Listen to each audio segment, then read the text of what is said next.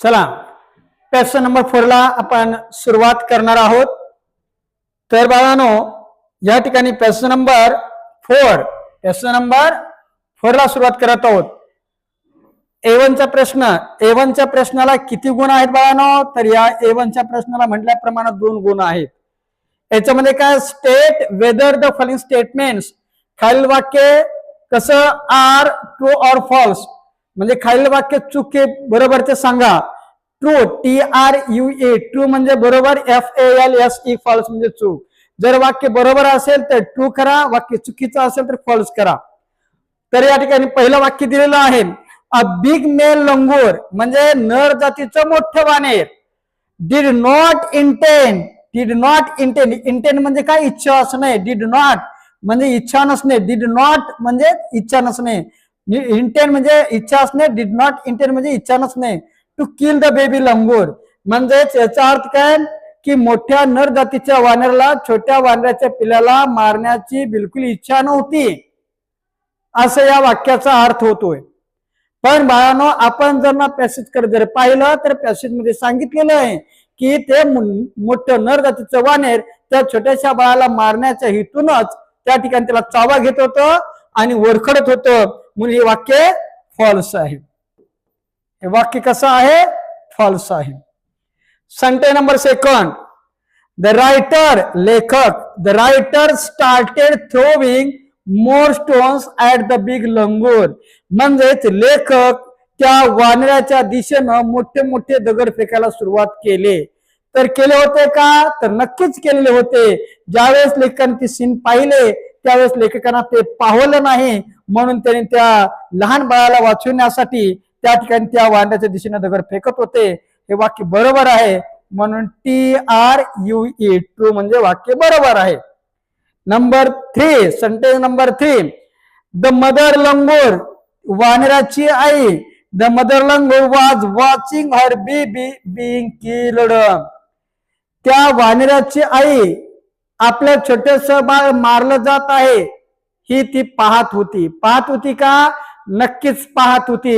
ज्यावेळेस त्या क्लबवर ते मोठ्या नर जातीच्या वानराच्या छोट्याशा वानराच्या पिल्लाला मारत होतं त्यावेळेस त्याचीच आई बाजूच्या बिल्डिंगवर बसून पाहत होती, पण त्या आईची हिंमत नव्हती त्या आपल्या बाळाला जाऊन वाचवावं म्हणून, कारण ते मोठं नर जातीचं वानर होतं. तर हे वाक्य त्या ठिकाणी बरोबर आहे, हे सुद्धा वाक्य ट्रूच आहे.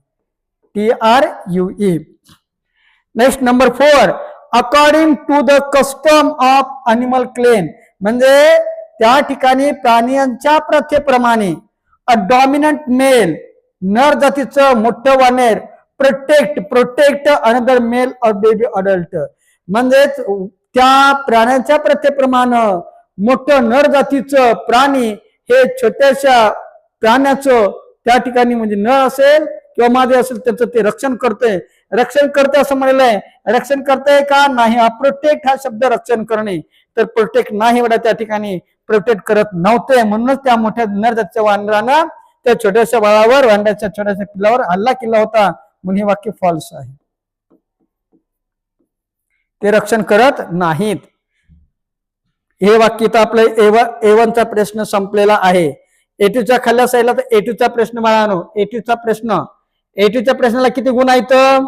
A2 च्या प्रश्नाला सुद्धा 2च गुण आहेत.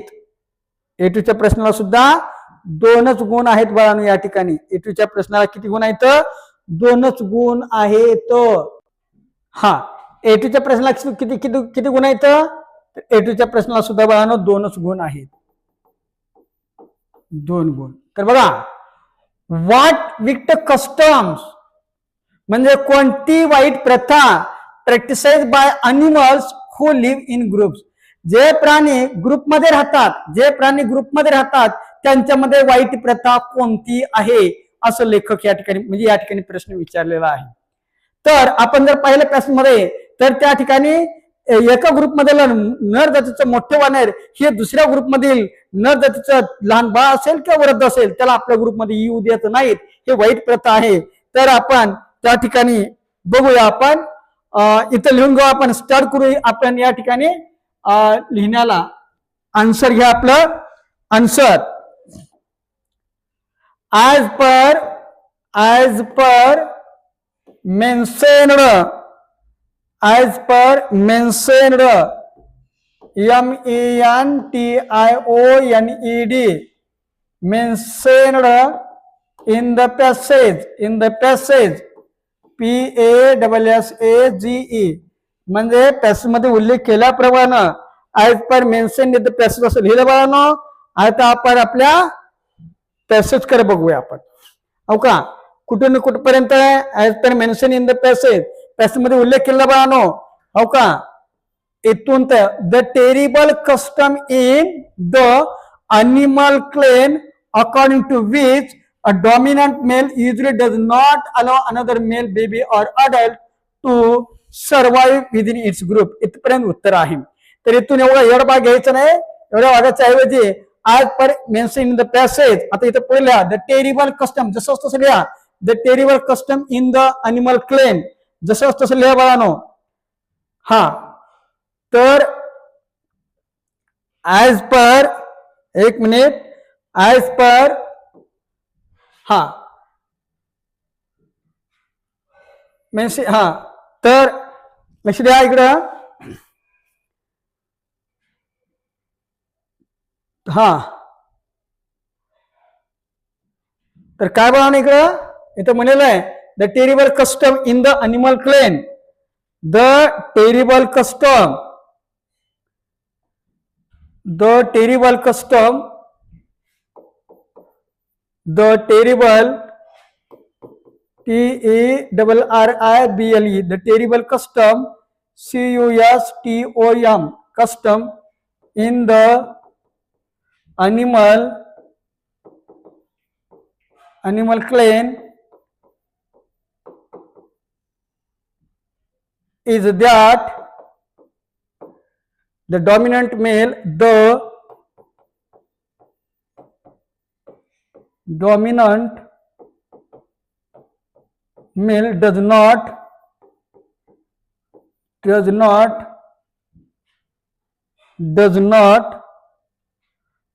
allow allow another male baby, BABY, baby or adult, ADULT, adult, to survive, SURVIVE, survive within its group.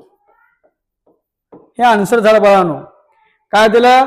As per mention in the passage, passage मध्ये उल्लेख केल्याप्रमाणे the terrible custom in the animal clan is that, की प्राण्यामधली वाईट प्रथा हे आहे की द डॉमिनंट मेल, नर जातीचं मोठे वानेर, does not allow another male baby or adult, दुसऱ्या ग्रुप मधलं नर जातीचं ते बाळ असेल किंवा उरत असेल, to survive within its group, ते आपल्या ग्रुपमध्ये येऊ देत नाहीत, असं या ठिकाणी पॅसेज मध्ये सांगितलेलं होतं.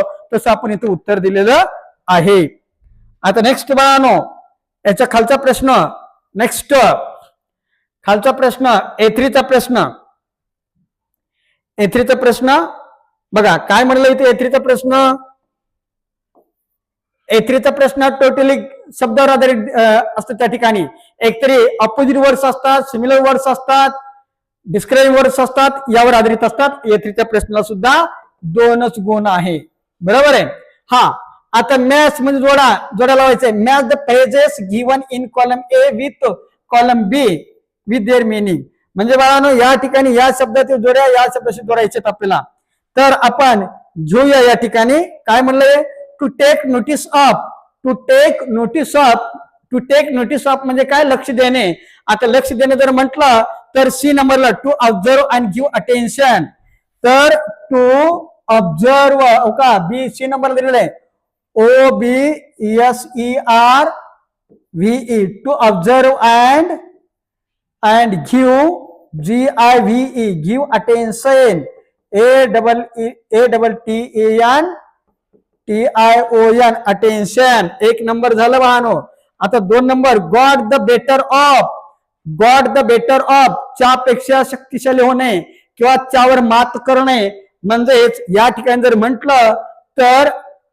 जर म्हटलं तर overpower someone, overpower someone, overpowered someone, overpower, overpowered someone, someone, someone, overpowered someone. 2 number झालेला आहे, 2 नंबर झालेला आहे. आता 3 नंबर पिच ऑफ क्राय, मोठ्यानं ओरडणे. पिच ऑफ क्राय म्हणजे काय? मोठ्यानं ओरडणे.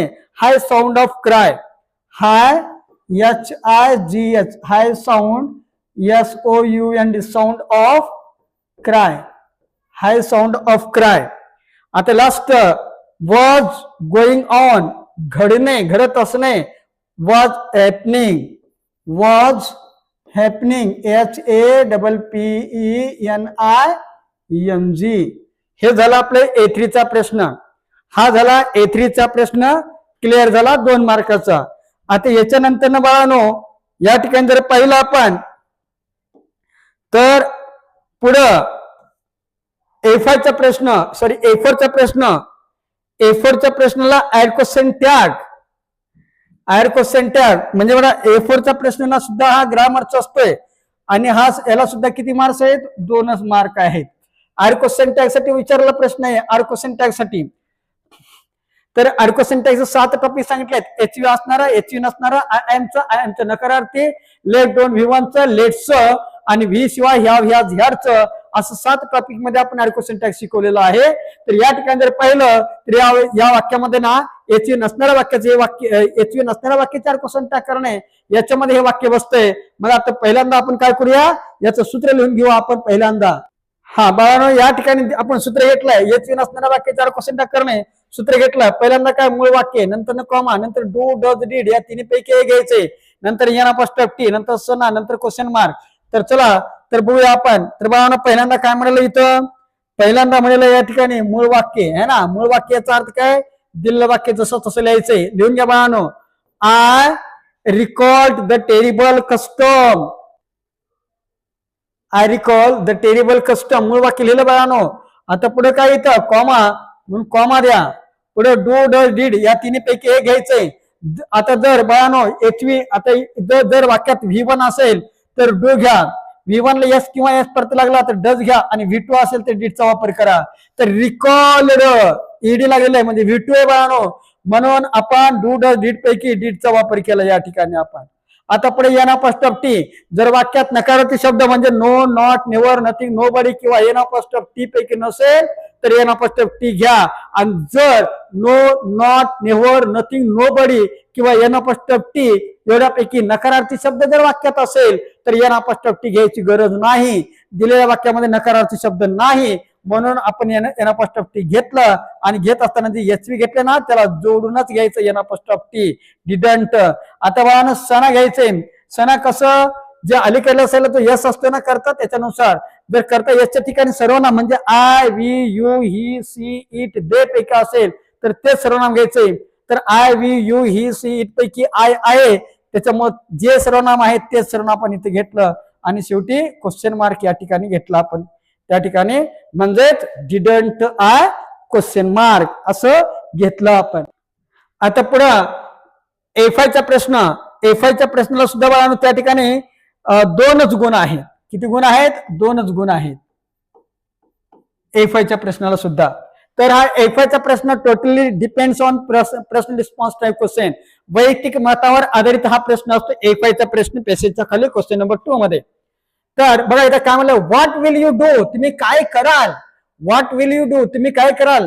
वेन, जेव्हा you see an injured animal, जर तुम्ही जखमी प्राण्याला जर पाहिलं तर तुम्ही काय कराल?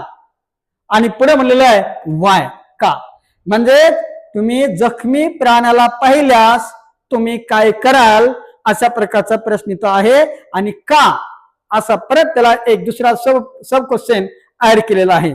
तर आपण जर आपण विचार जर केला तर जखमी प्राण्याला आपण जर पाहिलं तर काय करतो आपण?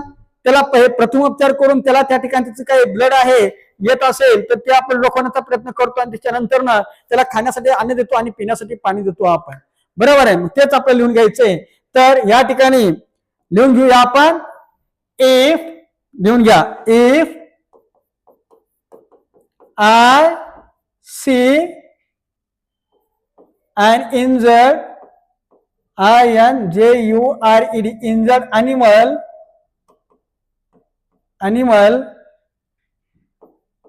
at that time I will use first aid kit, and after that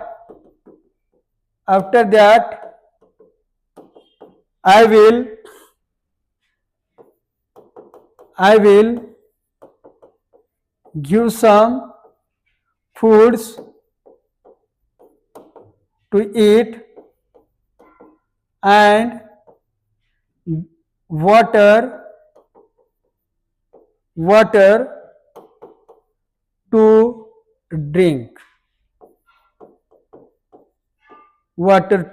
drink.